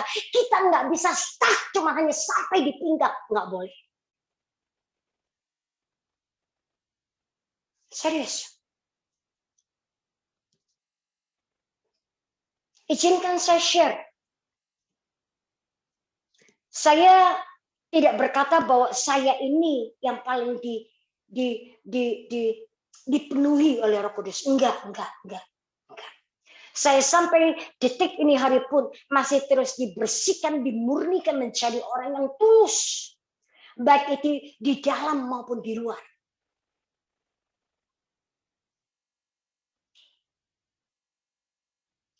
Izinkan saya sharing satu kesaksian ini. Dan saya rasa ini akan menjadi penutup buat malam hari ini.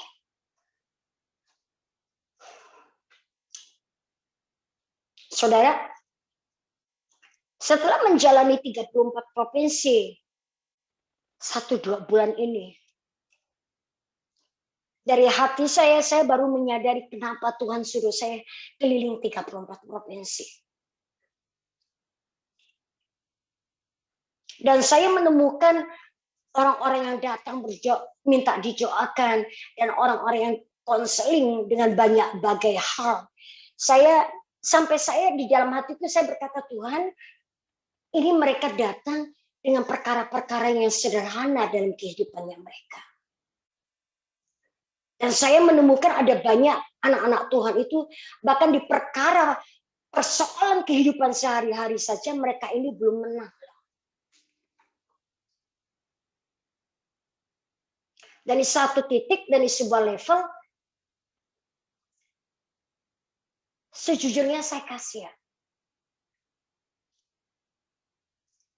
Saya bisa melakukan A, B, dan C tanpa saya berdoa dan minta permisi sama Tuhan. Persoalannya saya nggak bisa melakukan itu seenak saya kalau Tuhan nggak suka. Saya belum bertanya, Tuhan boleh nggak aku lakukan ini buat si A, si B, si C. Saya belum bertanya, baru muncul di dalam hati saya. Dan saya merasa Tuhan tahu. Dan seketika itu saya merasakan Tuhan nggak suka dengan wajahnya memunculkan ada rasa nggak suka. Karena saya tahu Tuhan nggak suka, saya nggak berani terusin. Saya bilang, oke lah, Tuhan kalau engkau nggak suka, biar engkau yang bekerja dalam hidup orang ini, dan orang ini. Tuhan nggak butuh intervensi orang goblok yang sok pahlawan, nggak butuh. Tapi di satu sisi saya nangis. Ada banyak hal saya bilang, Tuhan, saya tahu lah apa yang saya bisa kontribusi, apa yang saya bisa intervensi buat orang ini mungkin cuma buat sementara toh. Dan mungkin itu belum tentu bisa menolong hidupnya. Dan itu berkali-kali membuat perih di hati saya. Saya bilang, kasihan. Dan ujungnya mengajarkan saya. Dan Tuhan berkata, apakah engkau berpikir aku nggak kasihan? Saya bilang, iya sih Tuhan, engkau lebih kasihan.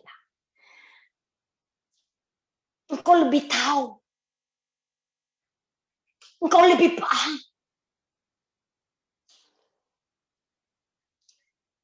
Dan sering kali itu memaksa saya bilang, saya mau sepakat dengan programmu buat anakmu A, B, C, D, dan ada begitu banyak. Dan kadang-kadang saya harus menghapus air mata dan menegakkan diriku dan berkata, Tuhan berkata bangkit. Padahal di dalam roh, di dalam hati saya habis begging sama Tuhan. Untuk banyak orang.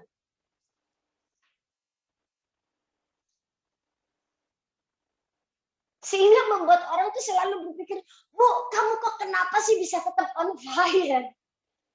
Bisa tetap semangat. Saya mencoba menguatkan imanku, menguatkan perasaanku. Saya mencoba membuat diriku bangkit. Karena sejujurnya saya mau berkata, gue juga gak kuat, Tuhan gak suka, tapi mau habis gimana? Gitu kan. Daripada Tuhannya marah, Tuhannya sewot dengan saya, mendingan lu sewot sama gua karena gua omelin.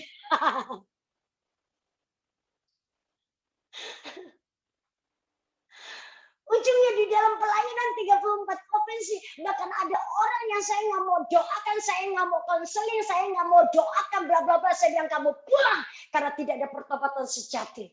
Saya suruh dia pulang loh. Saya tinggalkan dia di lobi hotel dan saya naik ke kamar saya di hotel, saya nggak mau peduli sama dia. Bayangin, sadis loh. Saya tahu saya sadis. Tapi ada kalanya saya harus lakukan itu. Saya harus lakukan. Karena saya belajar taat, saya belajar dipenuhi hari demi hari dengan level roh yang lebih lagi. Saya nggak mau cuma hanya pergelangan kaki di lutut atau di pinggang. Saya mau mengalir dengan air sungai itu. Dan itu sebuah pekerjaan day by day. Oke. Dan hari-hari terakhir ini kita harus lebih banyak orang yang bisa berenang di dalam sungainya Tuhan. Karena Roh Kudus berkata, kalau engkau tidak masuk dalam kepenuhan level yang keempat ini, engkau tidak bisa mendemonstrasikan pekerjaan karunia Roh.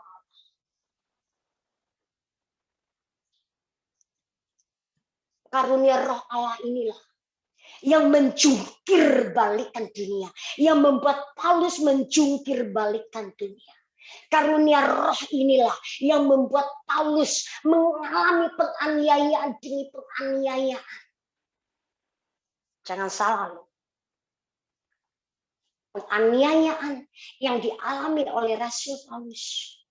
Itu Rasul Paulus berkata, kemuliaannya semakin bertambah di dalam hidupku. Dagingku semakin hari semakin berkurang, tapi rohnya dan kemuliaannya bertambah-tambah. Kepenuhan roh level keempat ini, di mana kita tidak lagi bisa berenang atau bahkan jalan.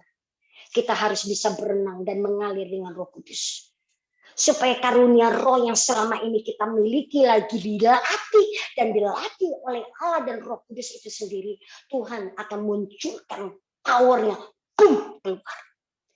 Inilah yang seringkali kita dengar, shining through inside of us.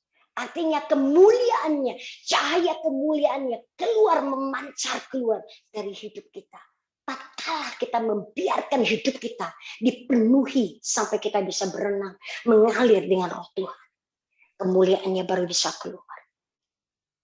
Di mana keinginan kita bawa, kita taklukkan di bawah kaki Kristus. That's it. Apapun yang kita kerjakan tidak berdasarkan apa yang kita mau.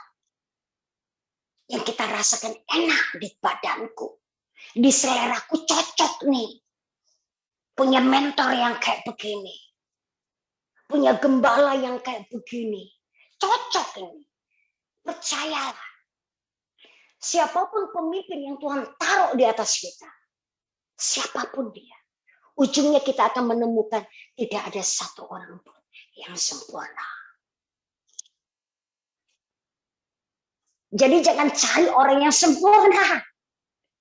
Jangan cari pemimpin yang sempurna. Engkau tidak akan temuin kecuali di dalam Kristus.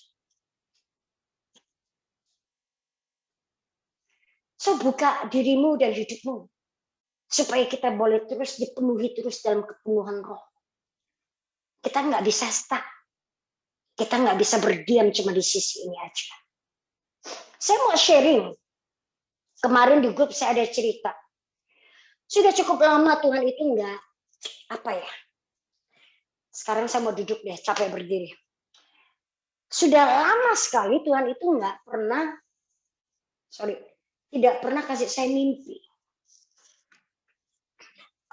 Kemudian 1-2 hari ini setelah saya balik dari Makassar, Tuhan kasih saya mimpi. Dan mimpinya aneh. Ada di sebuah ruangan besar, Saya panggil beberapa orang. Saya tahu persis ini orang-orang yang saya panggil adalah orang-orang yang ada di kelas kenabian. Waktu saya panggil orang-orang ini, saya nggak lihat wajahnya, ini mukanya siapa. Ada 1-2 orang saya lihat mukanya, tapi saya nggak kenal. Saya nggak kenal. Bahkan saya nggak tahu ini siapa, ini siapa, ini siapa. Saya nggak tahu. Saya ajak ngobrol beberapa orang ini. Yang dalam tanda kutip, aku nge-sense orang-orang yang saya panggil, yang saya ngajak ngobrol ini adalah orang-orang yang sudah dalam tanda kutip sudah dewasa, sudah mulai agak dewasa, sehingga saya bisa ajak mereka ngobrol, tektokan, negosiasi, curhat dengan hati saya. Statementnya yang saya tanyakan begini, kita harus berdoa dan mencari strategi apa yang Tuhan mau kita lakukan untuk menghadapi peristiwa yang akhir-akhir ini terjadi. Waktu saya mengucapkan itu, ada sebuah impresi, kesannya adalah ada begitu banyak bencana-bencana yang terjadi, kondisi sebuah bangsa dan negara itu begitu sangat mencekam. Itu kesannya. Saya baru ngomong dan mengeluarkan statement itu, tiba-tiba saya kebangun.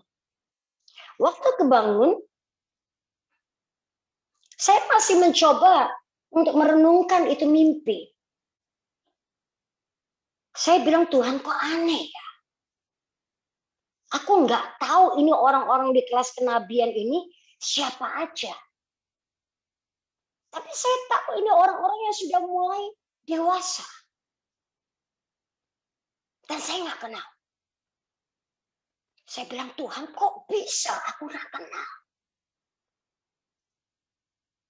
Tuhan nggak jawab. Tuhan nggak jawab. Saya sebetulnya cuma hanya bercanda sih. Saya berkata, ya pantesan aja saya nggak kenal tiap kali semuanya hitam, nggak ada gambar. Cuma hanya gambar, cuma foto profil aja, nggak pernah memunculkan muka. Mukanya itu akan muncul saat sudah mulai closing dada, makasih dah, cuma kelihatan dadanya doang.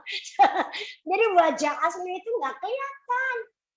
Ya saya cuma bercanda, itu cuma bercandanya saya. Tapi saya sampai detik ini hari masih mempertanyakan itu. Why Tuhan, why? Kenapa aku nggak tahu ini siapa? Ini misalnya, ini contoh.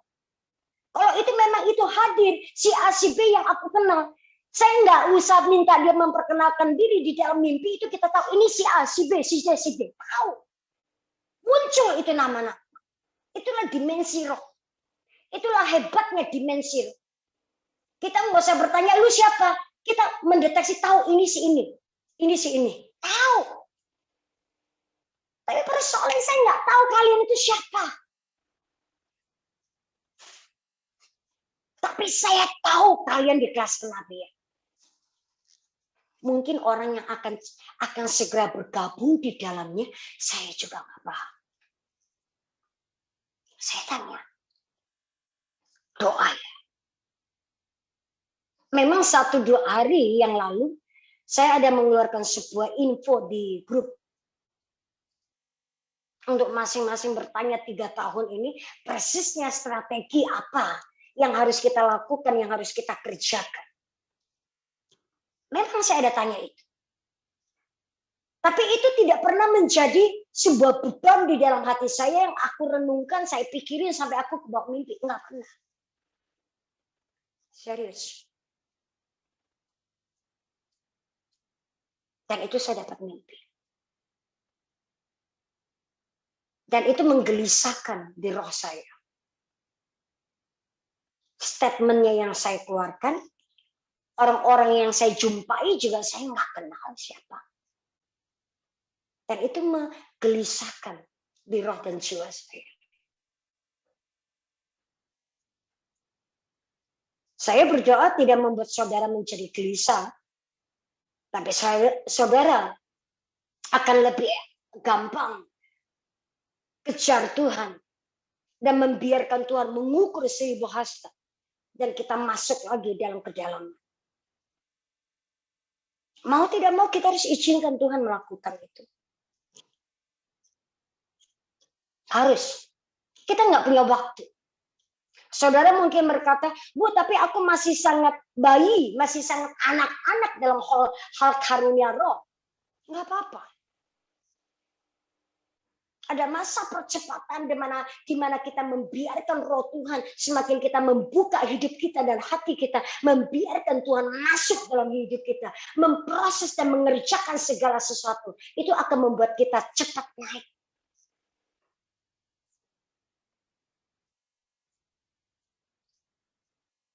Dan ini yang lagi ditunggu oleh Roh Kudus.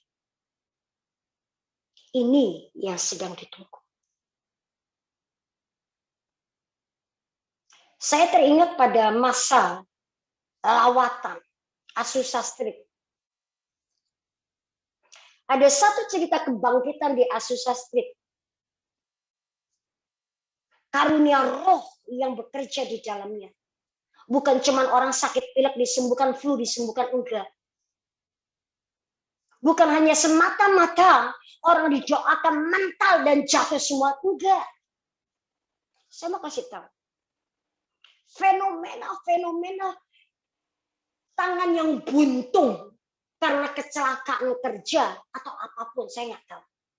Saya nggak tahu bagaimana harus mencari videonya supaya saudara bisa lihat. Didoakan, tumbuh keluar tangan yang buntung tumbuh keluar, fresh, baru, bukan tangan palsu, asli, dengan jaringan, dengan semua sel-sel darah, tumbuh. Buntung, betul-betul buntung, didoakan karunia Roh Kudus bekerja dengan begitu rupa. Tumbuh tangannya, normal. Saya nggak tahu apakah itu video ada. Itu di Azusa Street. Dan Tuhan mengingatkan saya akan janji buat 100 tahun lagi Azusa Street yang ketiga akan muncul.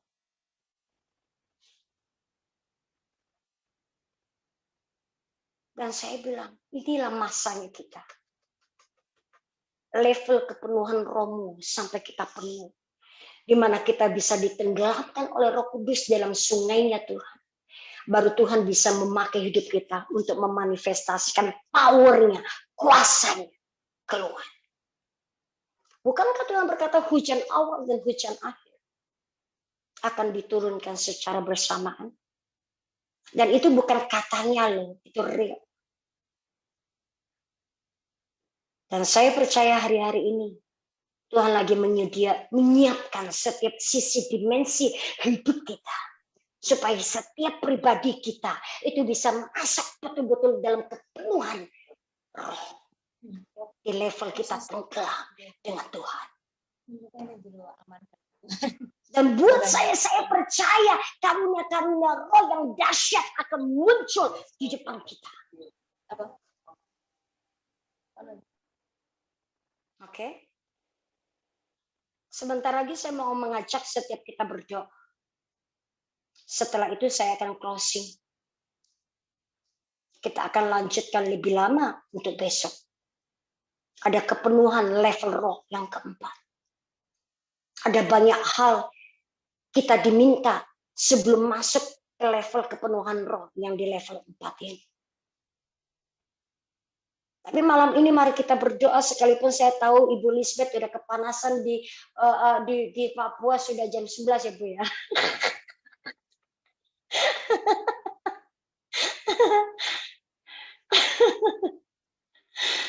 Boleh enggak? Mari kita berdoa. Mari kita berdoa. Oma Lydia apa sih? Lydia Quikin. Saya punya mulut mengucapkan nama Chinese kok agak susah. Sekalipun engkau tidak dikasih keluar oleh anak dan cucu, berbahagia tetap ada di rumah. Ikutin. Tuhan tetap bisa jamah. Oke? Yuk kita berdoa yuk. Kita berdoa yuk. Hai Oma, sehat ya Oma? Yuk kita berdoa, yuk kita berdoa. Aku bisa merasakan kerinduan hati Tuhan. Tapi ada kalanya aku punya keterbatasan kata demi kata untuk menceritakan kepada saudara. Ada banyak hal yang ilahi yang di dalam dimensi roh dan spiritual Tuhan itu ungkapkan dan singkapkan. Tapi secara sisi jasmani dan realita fakta, kenyataan untuk menyampaikannya ke saudara, saya butuh kasih dan anugerah.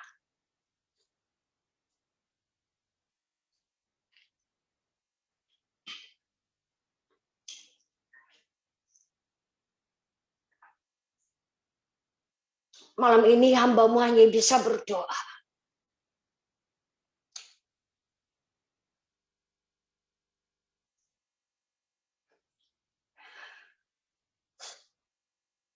Engkau yang jelaskan kepada setiap pribadi umat-Mu Tuhan.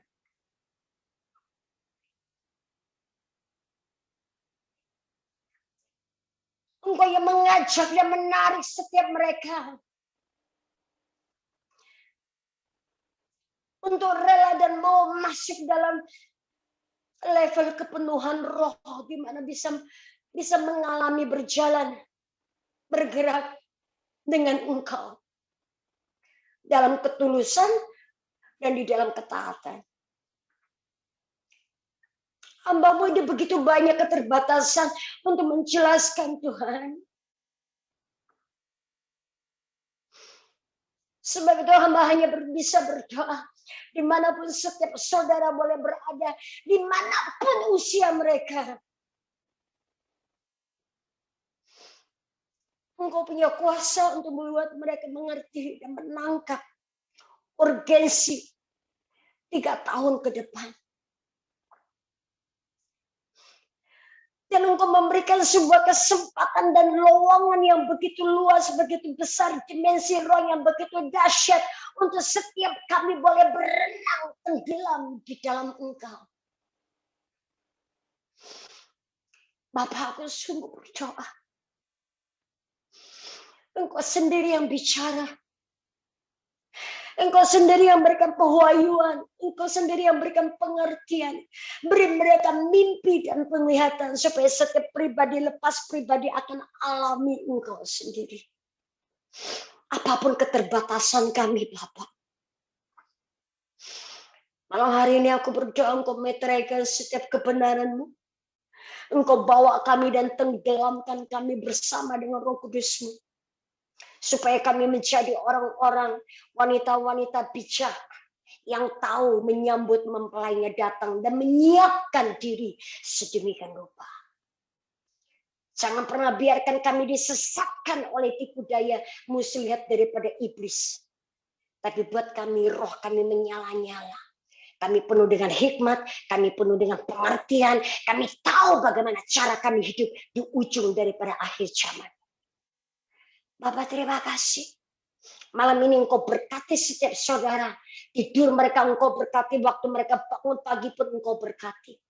Setiap pribadi mendapatkan berkat sesuai dengan jatah mereka. Dan kebutuhan mereka. Bapak terima kasih. Terima kasih. Di dalam nama Yesus. Kami telah berdoa. Amin. Amin. Shalom.